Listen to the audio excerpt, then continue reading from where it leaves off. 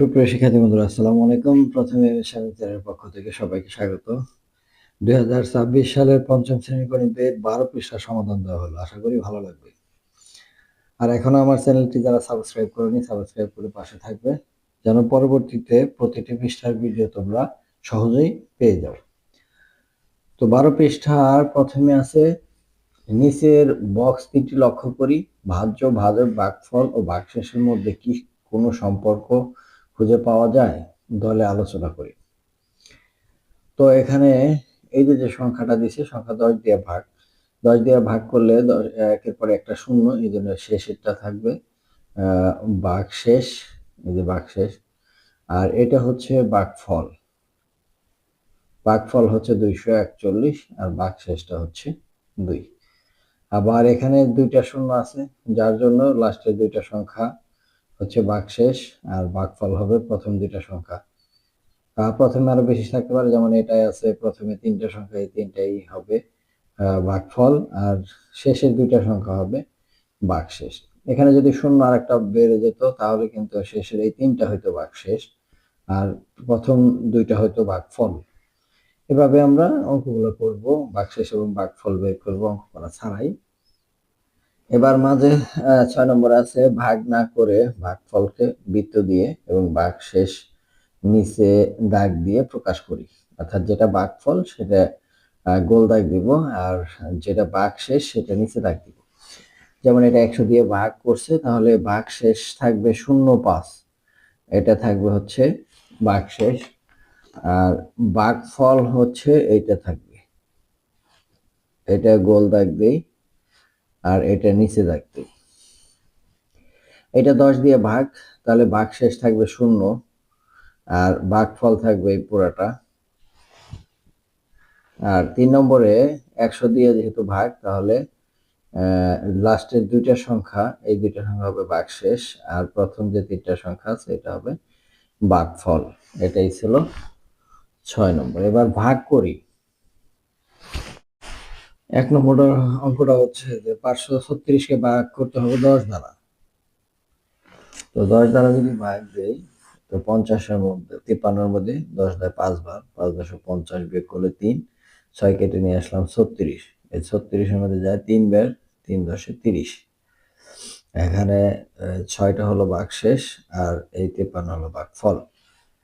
এবার 2 নম্বর অঙ্কটাও একই নিয়ম, 10 দ্বারা ভাগ করলে এই 36-এর মধ্যে 10 দেয় 3 বার, 3×10 = 30, 6 আর 0 কেটে নিলাম 60, এই 60-এর মধ্যে যায় 6 বার, 6×10 = 60, ভাগশেষ 0, ভাগফল 36। এবার 3 নম্বর অঙ্কটা এরকম যে 100 দ্বারা ভাগ, তাহলে এই 497-এর মধ্যে 100 যায় 4 বার, 400 বিয়োগ করলে হয় 97 আর 0। এখন 970-এর মধ্যে যায় 9 বার, 900 বিয়োগ করলে 70, এই 70 হলো ভাগশেষ আর এটা হচ্ছে ভাগফল। এরকম 4 নম্বরটাও একই নিয়মে 100 দ্বারা 640-এর মধ্যে যায় 6 বার, বিয়োগ করলে হয় 40, 0 কেটে নিয়ে আসলাম, 400-এর মধ্যে যায় 4 বার, 400, 100 4 দিয়ে গুণ দিলে 400, তাহলে বিয়োগ করলে 0, ভাগশেষ 0, ভাগফল 64। 5 নম্বর অঙ্কটা এরকমই যে 100 দ্বারা ভাগ, তাহলে 575-এর মধ্যে যায় 5 বার, 500 বিয়োগ করলে 75, 6 কেটে নিয়ে আসলাম 756, 7 বার যায় 700, এই 56 কেটে নিয়ে আসলাম, 0 কেটে নিয়ে আসলাম, তাহলে 560-এর মধ্যে যায় 5 বার, 500 বিয়োগ করলে 60, এই 60 হচ্ছে ভাগশেষ আর এটা হচ্ছে ভাগফল। 6 নম্বরটা এভাবে করব, 926-এর মধ্যে 9 বার যায় 900 আর হচ্ছে 6 2,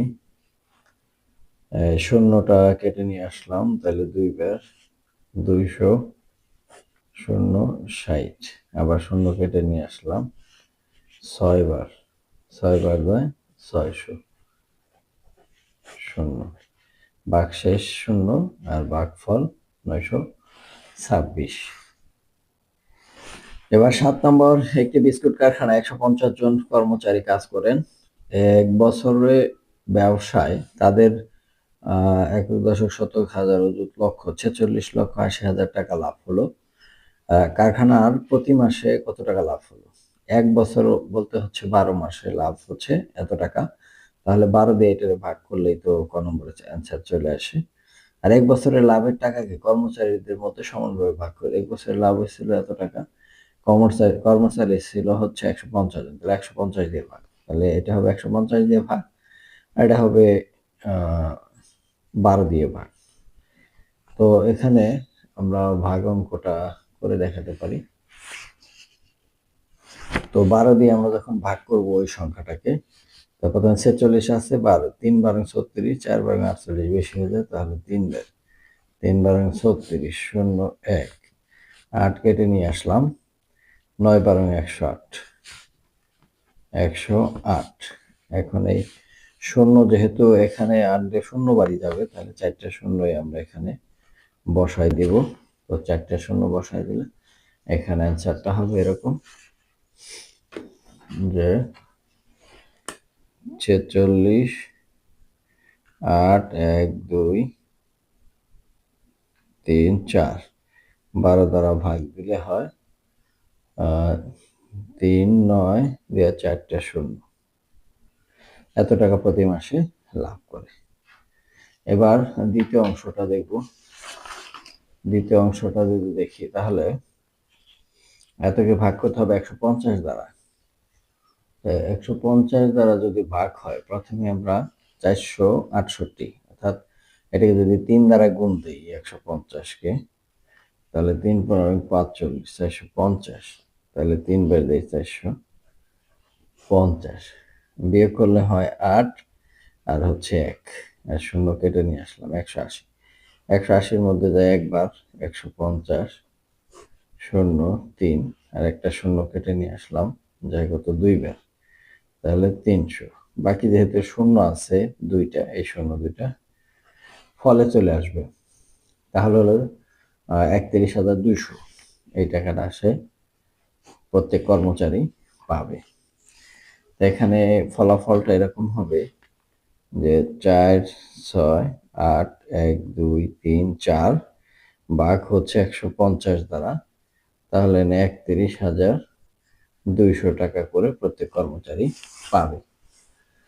তো শিক্ষার্থী বন্ধুরা, আজ এই পর্যন্তই, দেখা হবে পরবর্তীতে নতুন কোনো ভিডিও নিয়ে। সে পর্যন্ত সবাই সুস্থ থাকবেন। ধন্যবাদ সবাইকে।